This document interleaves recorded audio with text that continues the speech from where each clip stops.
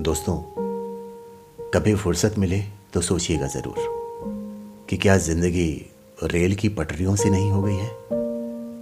कहने को सभी साथ हैं पर साथ नहीं हैं। ज़िंदगी की भागदौड़ कहिए या कहिए बेपरवाही, हम अपने अपनों को समय नहीं दे पाते, उनके साथ बैठकर दो पल बात नहीं कर पाते। वक्त रेत की तरह मुट्ठी से फिसलता जाता है और आखिर में अफसोस के सिवा कुछ हाथ नहीं लगता। पेश है तेरी मेरी कहानी में आज की कहानी।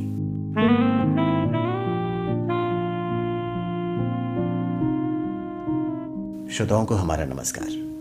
मैं हूं आपका दोस्त हेमंत मोहन। आज हम आपको सुनाने जा रहे हैं समस्तीपुर बिहार के यशस्वी रचनाकार मृणाल आशुतोष की कहानी पटरियां।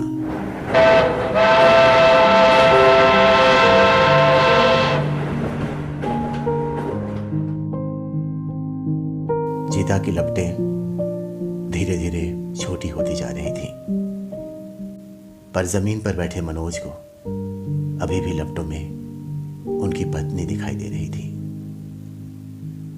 आंखें मानो मरुस्थल हो गई हों और वो स्वयं मूक।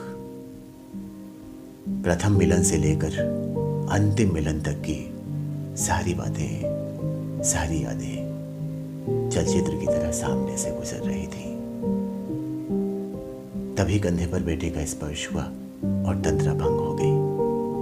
पापा जी, अब घर चलिए ना, देखिए ना सब लोग जा चुके हैं। मनोज ने कुछ बोलना चाहा पर होठों ने साथ न दिया। बेटे ने फिर पुचकारा, पापा जी अब चलिए ना प्लीज। बेटा बस कुछ देर और। अब ये तो अंतिम भेंट ही है ना। कहते कहते उसकी आंखें सावन भादो होने लगी।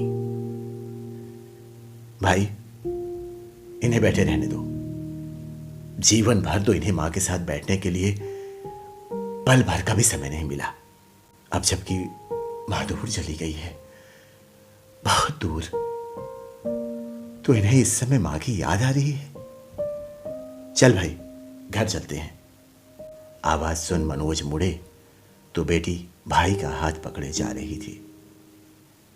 अब जाती हुई बेटी में और उसके शिकायती शब्दों में उन्हें पत्नी का अक्स साफ नजर आ रहा था, जो लगातार उससे दूर चली जा रही थी। डबडबाई आंखों से ओझल हुई जा रही थी।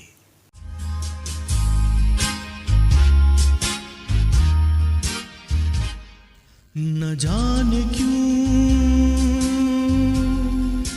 होता है ये जिंदगी के साथ, अचानक ये मन किसी के जाने के बाद करे फिर उसकी याद छोटी छोटी सी बात, न जाने क्यों। दोस्तों, किसी ने क्या खूब कहा है कि मत रहो दूर हमसे इतना कि अपने फैसले पर अफसोस हो जाए। मत रहो दूर हमसे इतना कि अपने फैसले पर अफसोस हो जाए। कल को शायद ऐसी मुलाकात हो हमारी कि आप हमसे लिपट कर रोएं और हम खामोश हो जाएं। आप सुन रहे थे जाने माने रचनाकार मृणाल आशुतोष जी की कहानी पटरियां। दोस्तों, इंसान की कद्र, रिश्तों की कद्र अगर हम करेंगे तो शायद कभी अफसोस न करना पड़े, पश्चाताप न करना पड़े। विचार कीजिएगा अपना और अपने अपनों का बहुत ख्याल रखिएगा।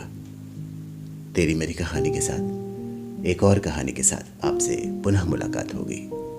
नमस्कार।